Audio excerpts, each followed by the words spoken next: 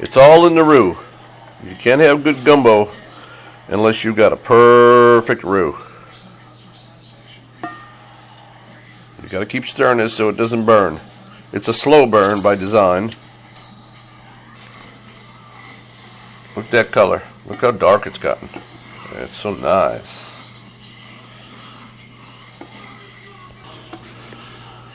Now what we do now is cool this hot roux off. We're going to go ahead and put the Trinity in there. Right? Bell pepper, celery, onion. We'll put it right in there and cook it and caramelize it.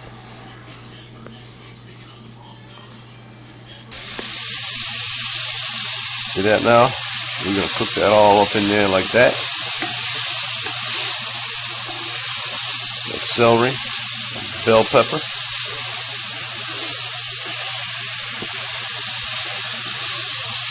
Oh my, I forgot something. And I'm going to go ahead and I'm going to add the garlic. Then we're going to go ahead and we're going to brown some chicken. And it's better to use dark meat in a gumbo.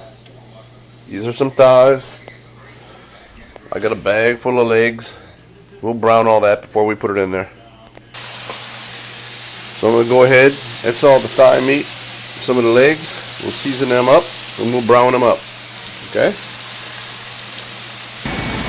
So there's my Trinity inside my roux. I got my chicken cooking and browning. I'll tell you what I went ahead and did. I had gotten a chicken last night and I ate it, and I took the bones and I made me some stock. So I got some homemade chicken stock.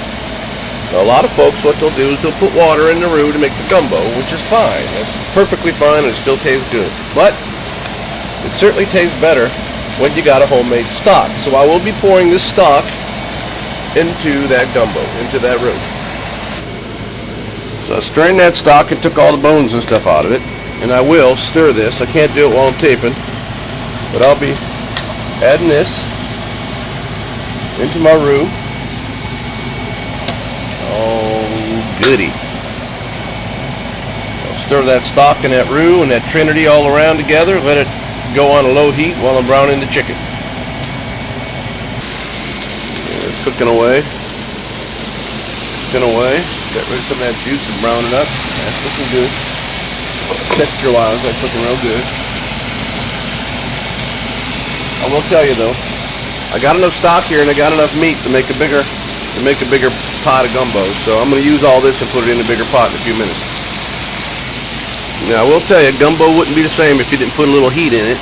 So I got some cayenne and some pepper dust that I got from my friends. I sun-dried them, I ground them and pulverized it, and I got me some red pepper powder. Probably about 4 different types of pepper in there.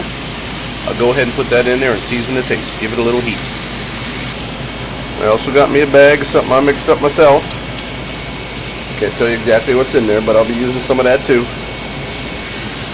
One thing you got to be careful about in making gumbo or any sort of smothered Louisiana dish is when you're browning things, if you get little black spots, small amounts of burn, it really makes a difference in the taste of the gumbo and you can't get it out. Once you got a little burn in the gumbo, it stays there.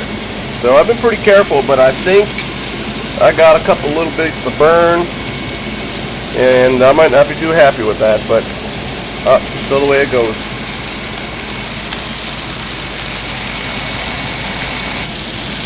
What I did, like I said earlier, I got enough stock in here for a bigger gumbo, so I put it into a bigger pan right here and got rid of that little one. So there's my basic stock. Still browning the chicken. And then, of course, this is chicken and sausage gumbo, so when I'm done with the chicken, I'm going to have to go ahead and brown me some sausage.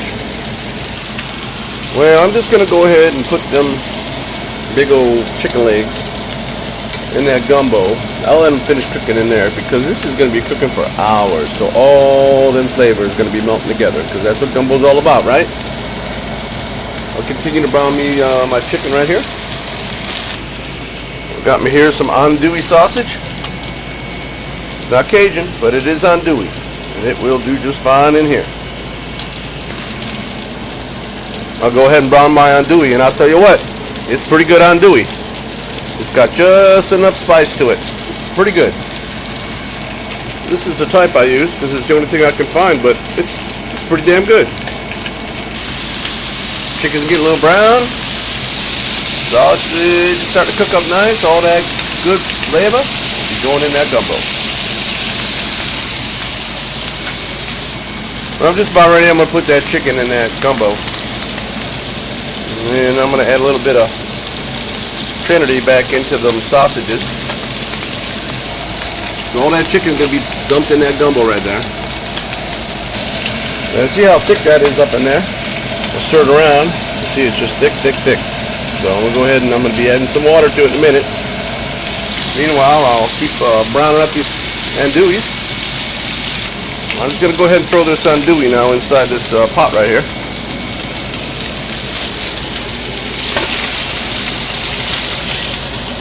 Oh, baby. Ooh, I can't wait to eat this later on after all that cooks together. I'm going to go ahead and put some water in there. I went ahead and I grabbed me some more of my Trinity and I put it in here. I added some water. You see the consistency, right? Yeah, that's going to be good later on, yeah. That's pretty much it. I'm going to let it cook. I'm going to let it cook a long time. Actually, this would be better after it cooks and cools off after 2-3 days. It gets better and better, sort of like spaghetti sauce and tomatoes. But you leave gumbo heat up for about 4 or 5 hours and cool it off and then heat it back up. It's delicious. So I'm thinking about taking this to work tomorrow and let some people have this over a pile of rice. Raise some money for a friend of ours at work who isn't doing very well. So see y'all later.